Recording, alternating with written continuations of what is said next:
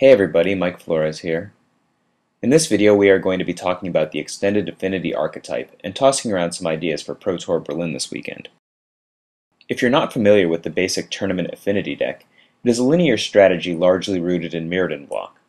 The defining cards are Seat of the Synod, Vault of Whispers, and other artifact lands, which essentially tap for 2 thanks to cards with the ability Affinity for artifacts. While the Affinity for artifacts cards are by no means overpowered, in the context of a deck with artifact lands, spells like Thoughtcast rub up against 2/3 of Ancestral Recall, and the threat creatures rival the best of the old Suicide Black Suite, but without the suicide.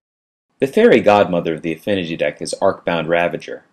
While it does not have Affinity for artifacts itself, Arcbound Ravager has tremendous synergy with all of the artifacts in the deck, and can move modular counters around so as to avoid opposing removal. Thanks to its artifact lands and linearly dictated spell choices, the Affinity deck is quick, highly consistent, and explosive.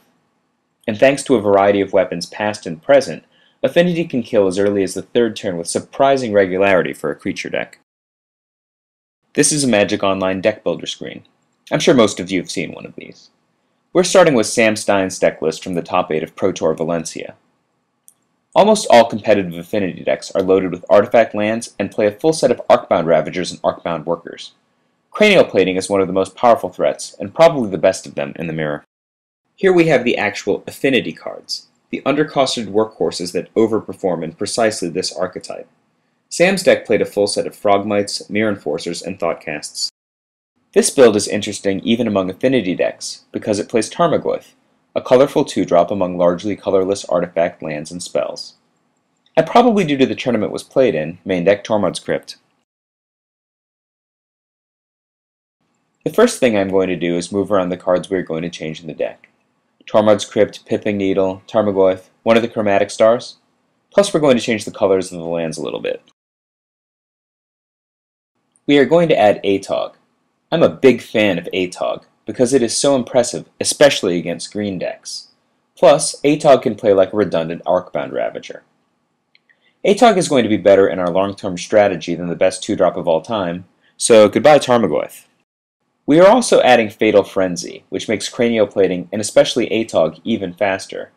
With the right Atog draw, the frenzies in this deck will allow it to kill on the 3rd turn. The next add is Springleaf Drum. It's not quite Aether Vial, but it's very good in Affinity and turns everything into a hasted Birds of Paradise. Since we took out Tarmogoyf and added Atog, we are going to swap Tree of Tales for Great Furnace. Pretty simple. Last, because we are not necessarily worried about Dredge, at least not main deck because of the rotation of Odyssey block, we can afford to cut Tormod's Crypt. We are taking out Pithing Needle as well. This is a much more proactive version, similar to Gavin Verhey's PTQ deck from last year, than Sam's deck from the top 8 of Valencia. We're joining a match already in progress. I won the first game, the opponent is Macy Rock. On my first turn I open up with Blinkmoth Nexus and a pair of Ornithopters. Swamp Go for him, uneventful, turn 2 Cranial Plating for us. No play on his turn, he passes with mana up. So I make a worker, and I'm trying to get in with a ton with my Ornithopter and Plating. Nope, Smother. He seems to be having some mana problems with a turn 3 or 4 Tattermunch Maniac. Incidentally, this is the first time I've seen that card in Macy Rock. But let's not forget Macy's original aggro deck from 1999 had 4 Wild Dogs. We crash with Thopter, and this time it connects. He counterattacks with Tattermunch, and I'm happy to go to 18. So I play my second Cranial Plating and continue to pour on the pressure. He putrefies Upplating, which I think is correct, but I still connect for 7. One last attack with the Maniac, but there's a concession. I guess this video didn't really showcase the potentially explosive speed of Affinity, but you could see I was stuck with my red cards in hand at the end of the game. I'm sure you could still see how much damage Cranial Plating does for a small amount of mana, and how cheap cards like Thoughtcast are. So Affinity is awesome. My friend Osip once said it was the best aggressive strategy of all time, but it does have some liabilities sideboarded, which we will see in the next video. Thanks for watching. This has been Mike Flores with a pre-Berlin look at Affinity.